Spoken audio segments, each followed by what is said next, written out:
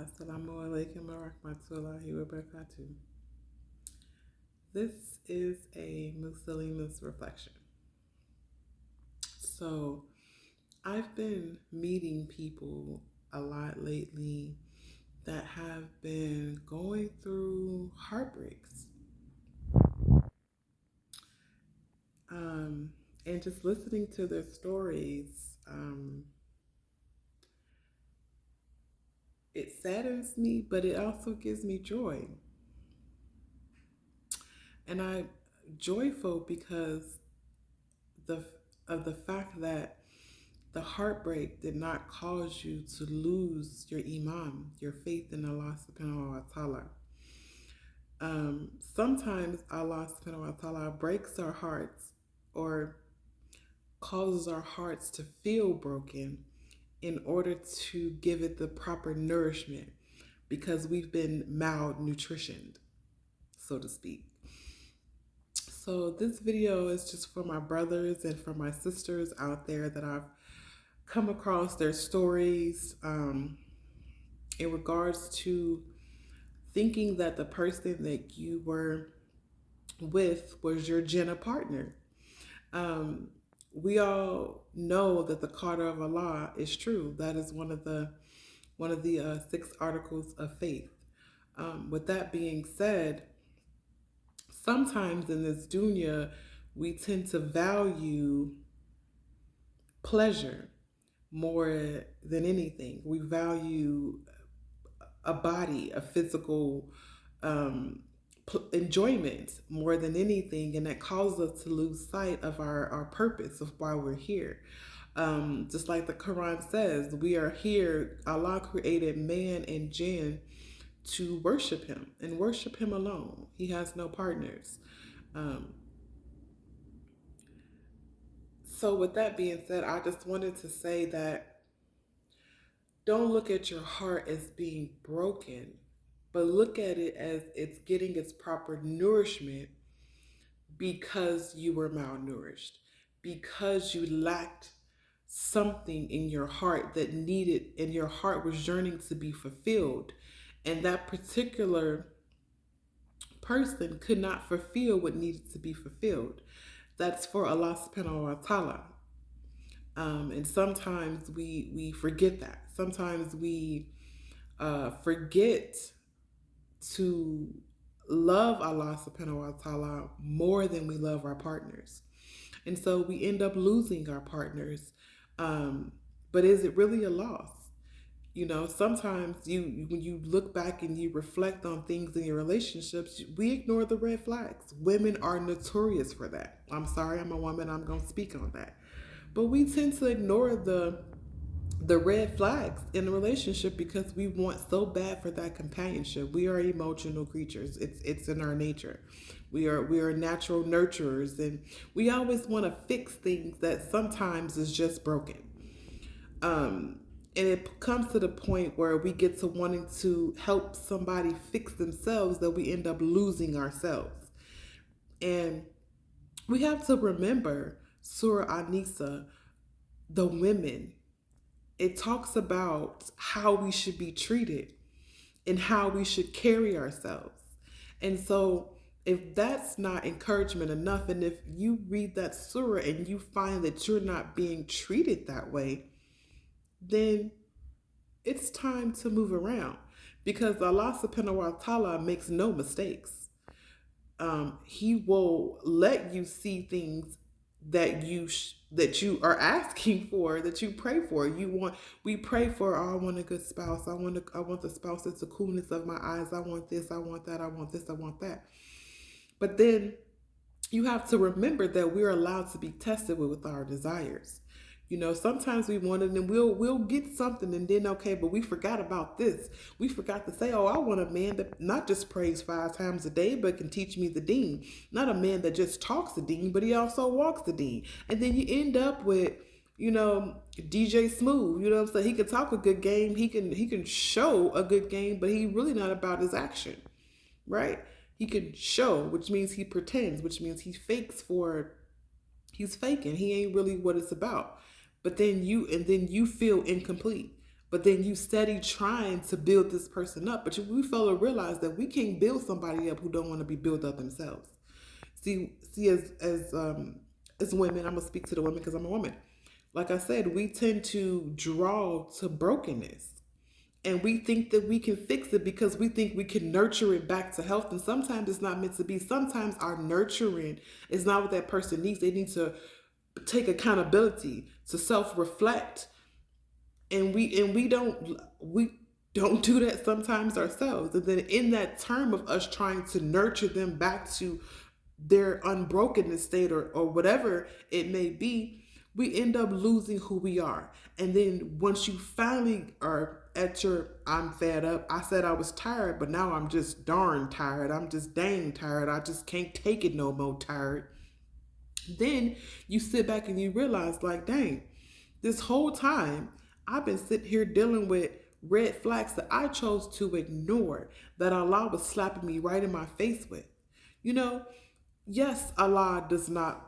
That's Allah frowns upon divorce, but He also what I believe is this worse than divorce is the oppression of your spouse, man or woman. And women, don't get it twisted. Some of y'all don't know how to appreciate a good man. You have a good man who fears Allah, who has the taqwa of Allah, and yet you choose to mistreat him. You feel as though, oh, I'm not a maid, I'm not a slave, I'm not this, I'm not that. No, no, baby, that's not what it's about. As a woman, like I said, you are a nurturer, you are a natural caretaker.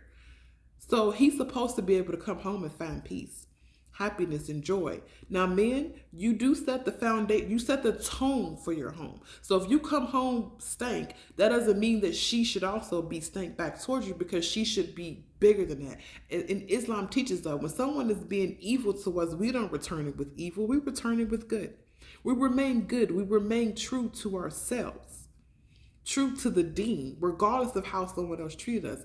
And the perfect example was Prophet Muhammad sallallahu alaihi wasallam. As many times as while he was praying by the Kaaba, in front of the Kaaba, around the Kaaba, that he was stomped on, things were thrown on him, yet he still remained kind and humble. And those very same people, when they conquered Mecca, he let them be free. He said, I'm not going to do any harm to you. You are free. I'm not going to retaliate against you. Because he knows he came with a bigger message, the bigger picture. And that's the oneness of Allah subhanahu wa ta'ala. That's understanding the deen, this understanding of being kind to one another gets you far. We are created to help out each other. We're designed to do that. Allah subhanahu wa ta'ala created us in pairs. He tells us that. There's some things that we know that are in pairs. There's some things that are unknowing to us that are also in pairs. We don't have all knowledge. He is Al-Halim. But the point I was making is that look at your breakup as a blessing for you, because it was something that was weighing heavy on you that didn't fit whatever criteria that Allah subhanahu wa ta'ala, or whatever path He has chosen for you. That person can no longer walk that path with you. Maybe they were keeping you from the blessings that Allah has in store for you. You know, when Allah takes something from you, or you lose something, you always find something greater, something much better. And I can honestly say that I could say that for myself, because sometimes we feel like we lost and we don't know what to do. And then we get down on our knees, our foreheads and our nose and our hands to the ground, and we cry and we talk, and once we finish, there's a sense of relief, a sense of enlightenment, because we just let it all out to Allah subhanahu wa ta'ala. Then we sit back, and over time you realize, like, man, you saved me from something and gave me something greater. A lot of us end up leaving relationships sometimes in losing Islam. And the reason why is because of the fact that you wasn't in it for the right reasons. When you're in it to worship Allah subhanahu wa ta'ala, when you're in it to please Allah, when you're in it to go to Jannah Firdaus, to get your hereafter in paradise, it's different. When you lose something that hurts you, you try to cope with something that can heal you. And the only thing that can heal you is Allah subhanahu wa ta'ala. when your heart is pure, when your heart is genuine, when you really was in the deen for yourself because of your taqwa, because of your imam. But when you in it because somebody else is in it, or because you feel like it's the thing to do, it's a trend, it's trending now, it shows. It shows with every little bit of hardship, not just heartbreak, anything, a loss of wealth, a person would leave. So keep that in mind. Keep that in mind that every heartbreak, whether it be relationship wise, financial wise, whatever it may be, it was the qadr of Allah, and it was given to you to strengthen you in ways that you didn't know you need to be strengthened. Because nobody knows you better than the one who created you, Al-Khaliq, the creator. Nobody sees what you cannot see other than Al-Basir, the all-seeing.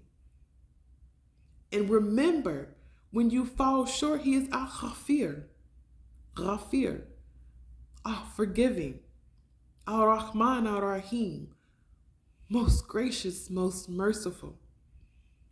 So whatever you're doing in your life that may not be good, or you may question, or you have doubts, Prophet Muhammad sallallahu alaihi wasallam said to stay away from those doubtful gray areas. It is safer for you. It's never too late for you to turn a new leaf. It's never too late for you to turn a new leaf, a new chapter in your life. You can rewrite your chapter by simply making a dua, a sincere dua. Pray istikhara. Pray tahajjud. Tahajjud work miracles. I can truly vouch for that. The miracles of me praying tahajjud have brought so much clarity into my life. Alhamdulillah, Allahu Akbar. It's what I say to that. And that is my advice to you. So if you're going through something, whether it's a relationship issue, make tahajjud. Get closer to the one who created you, because he's the one that can heal you. He's the one that gives you guidance. And be sincere in doing it. Don't do it just because, oh, I'm going through this right now, so I need to do this. No, make it a habit. Each and every day, do better than what you were doing yesterday. Pick up the Quran, read an ayah. You know what I do? My advice, and this has worked for me. I don't know if it works for everybody, but I'm going to share my advice to you. When I'm stumbled, not only do I pray, but I also open my Quran. I open my Quran often anyway. I read the Quran every day, but that's besides the point. Alhamdulillah. But I open my Quran, and what I do is I make a dua before I do. Whether you have a phone Quran or whatever, however you want to do it. But I open my Quran up, I make a dua to ask Allah. I said, I'm going to open the Quran. I'm going to open your book, your book of guidance. And you know what's in my heart. I may not be able to say it exactly clear, but you know what I need. I'm going to open up this book, and you're going to, in the verse or the ayat that I land on is what you're trying to tell me. It's my advice. So I do it. I make my dua, you don't have to say exactly what I say, whatever, do you. But I make a dua, is the point. And I open up the Quran, and I close my eyes and I open it, and wherever it lands on, I read. And I can say, Wallahi, if you want to say that it has never let me down. It has always worked for me, because the Quran is a healer. It's a healer. It's a book of guidance. It's the best advice that someone can give you, is to read the Quran. So I say to do that, to try that out, because we're living within the last hours. We see the signs. Believers know the signs, and these signs are here. So it's never too late to try, to make an effort. Remember, it's about your niyyah, your intentions. That's what Allah subhanahu wa ta'ala looks at. The heart, the sincerity of the heart of the believer. You must be sincere in your approach. You're not doing it for someone else because it's not genuine. Do it for you. Do it because you want to save you. You know how hot it is when you barbecue, right? You know how hot it is when you burn yourself on the stove. The hellfire is imaginably hotter than that. We cannot imagine how hot the hellfire is. And don't forget that it speaks. It talks. It wants you. When you going over that bridge, it's like, give me people. Paraphrasing. But yeah. So think about that. If you're really truly fearful of the day of judgment and what's to come, change your life now. And remember that heartbreak is shaping you to be a better person. Don't let that heartbreak make you, but let it shape you in a positive manner. Assalamu alaikum wa rahmatullahi wa barakatuh.